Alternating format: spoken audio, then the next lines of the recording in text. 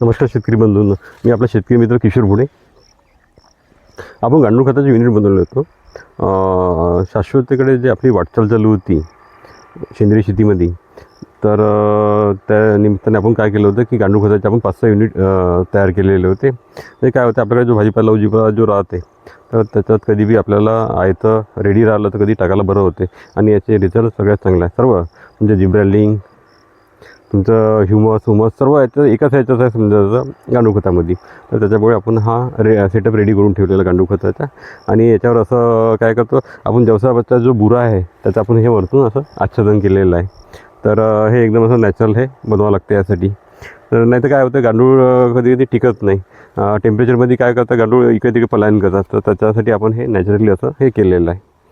तर हा एक सोर्सेस आपल्यासाठी तयार होते जेव्हा आपण सेंद्रिय शेतीकडे वाटचाल करतो आपण.